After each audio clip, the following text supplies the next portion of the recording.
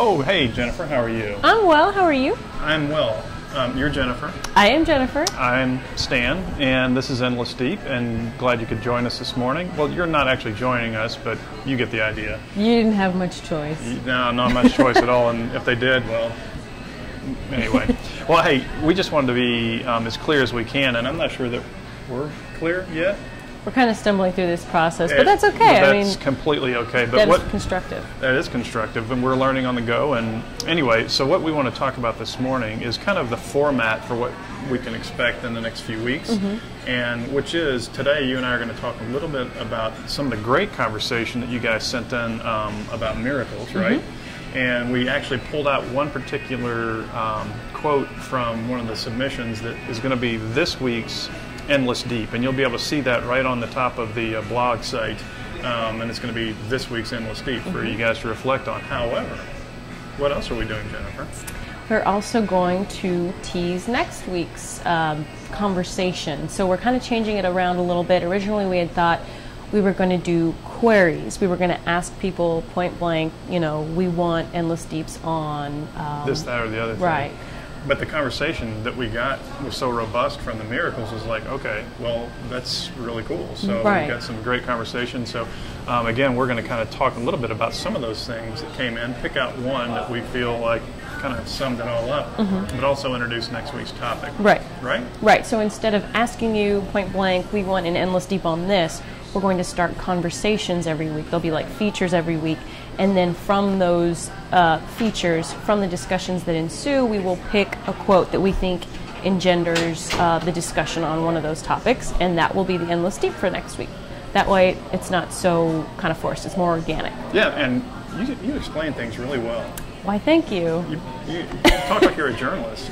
I actually am, I'm a blogger journalist now, doing blogs for businesses. Did you know I had a degree in journalism? I didn't. I graduated with an undergraduate degree in journalism. Why can't I explain things well then? You do other things well, Stan. Let's say I do.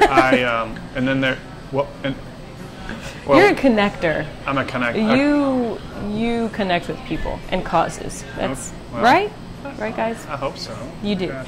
All right. Well, okay. Since you're younger and you have better eyes and you can read from more than a foot in front of your face, what is the quote that we pulled out? The quote we pulled out was from Joyce Griffith, and the conversation, we had like 11 responses on the miracle conversation. Everybody was kind of talking about, you know, what makes a miracle a miracle? Is a miracle only good, or can it also be bad? I mean, and people talked about acts of God. Exactly, too, right? I mean, what is an act of God? Is it an act of God when it's bad and a miracle when it's good?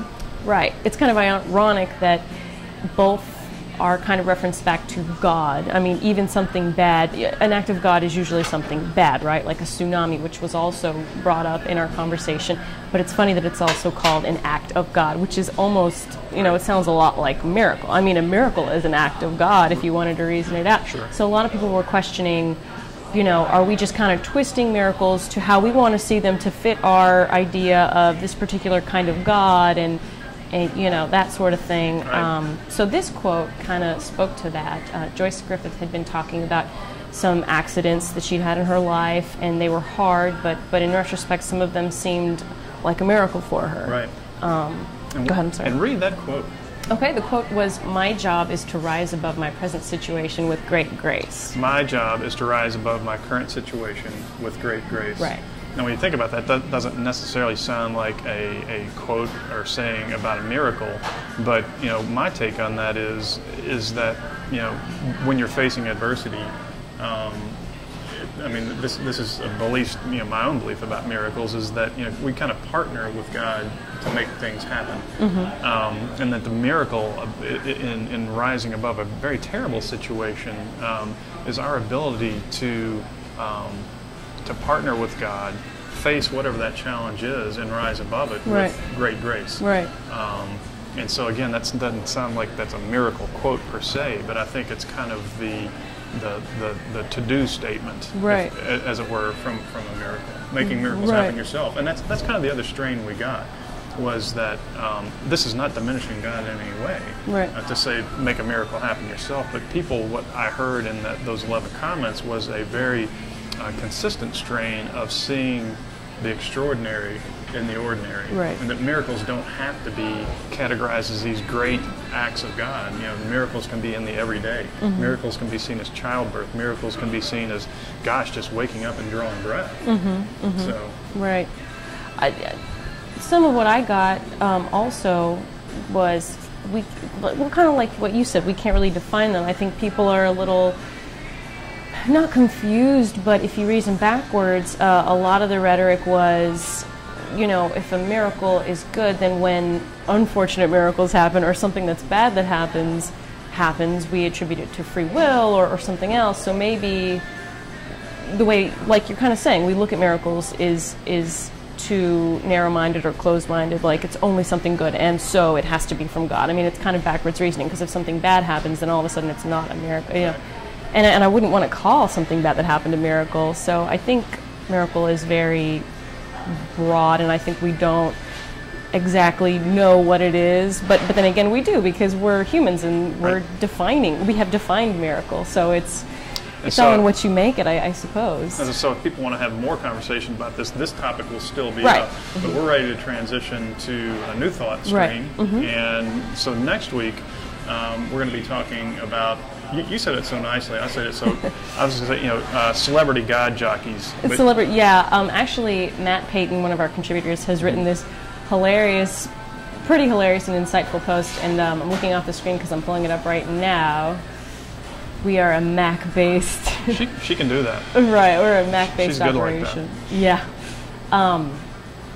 He wrote a piece about Stephen Baldwin, who apparently has his own sort of ministry online and a book. And Stephen Baldwin is a celebrity. Right. Well, he's part of the Baldwin family, so he was born to a good old boys celebrity. Otherwise, I don't think he ever would have made it, personally. Yep. But anyway. So the post is going to be his reflections on what it means to be a celebrity voice for Christianity or religion or whatever.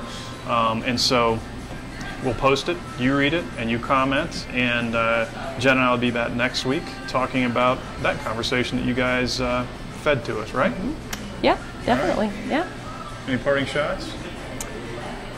Just, be thinking of who you'd like to uphold or skewer as a potential celebrity religious figure. I mean, you could even say Paris Hilton with her adherence to The Secret. I mean, The Secret has kind of reached, I think, religious status for some people by now, but when Paris Hilton is carrying The Secret around, it's not a secret anymore. Yes. That's a great place to stop. I don't think Paris Hilton has any secrets. Nice. All right. See ya. See ya.